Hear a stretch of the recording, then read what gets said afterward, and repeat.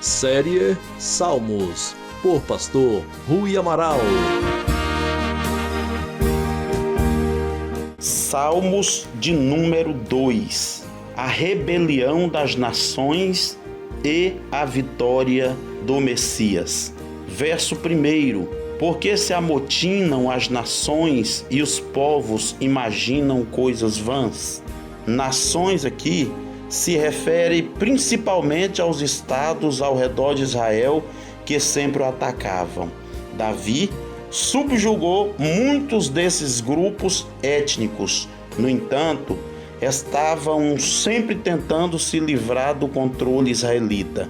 Pedro incluiu os judeus incrédulos nesse grupo, porque rejeitaram o Messias. Atos, capítulo 4, verso 25 ao 28.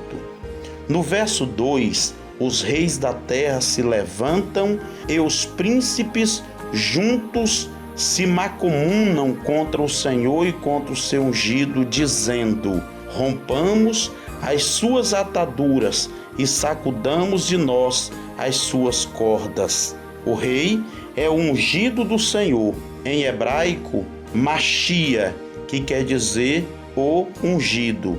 Cada rei legítimo era um Messias. Porém, os autores bíblicos profetizaram que viria um rei mais excelente e superior, o Messias. Rejeitar o rei ungido de Deus é rejeitar o próprio Deus.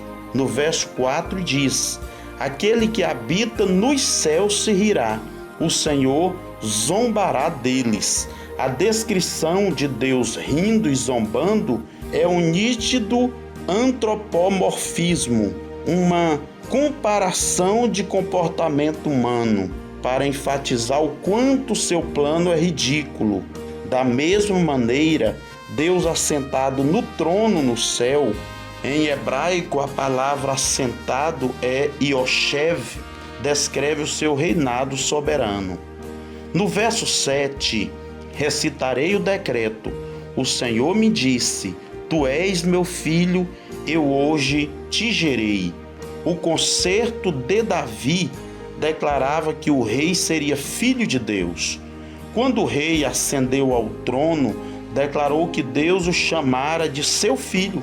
Esta era uma maneira de dizer que Deus o tinha estabelecido como rei, herdeiro do reino. Os monarcas terrenos constantemente deixavam de fazer jus a esta suprema vocação. E os autores das Escrituras perceberam que o Messias que viria seria um filho como nenhum outro rei tinha sido ou poderia vir a ser. No batismo de Jesus, quando uma voz do céu declarou que ele era o Filho amado, foi introduzida a era messiânica. E, quando João descreveu Jesus como o unigênito do Pai, estava falando da natureza divina de Jesus. Entretanto, Salmos, número 2, verso 7, é usado especificamente em o Novo Testamento com respeito à ressurreição e exaltação de Jesus à direita do Pai, a sua coroação em harmonia com o significado do Salmo.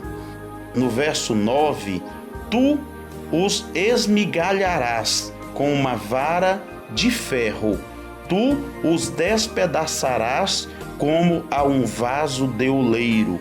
O texto hebraico diz: tu os esmigalharás, em hebraico, ha, com uma vara de ferro, o que é paralela à segunda parte do verso.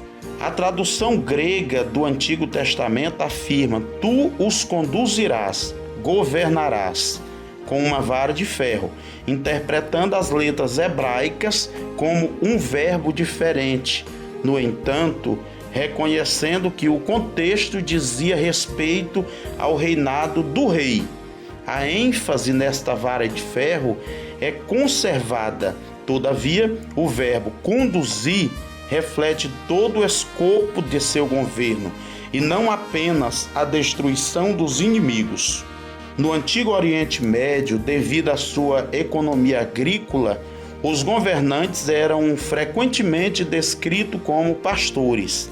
O Novo Testamento usa, embora não cite diretamente, a versão grega para expressar o que deseja sobre o reino de Cristo.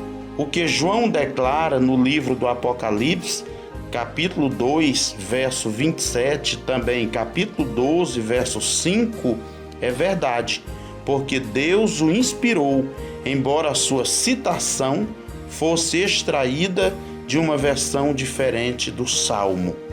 No verso 12, diz-nos a palavra: beijai o filho, para que se não ire, e pereçais no caminho, quando em breve se inflamar a sua ira.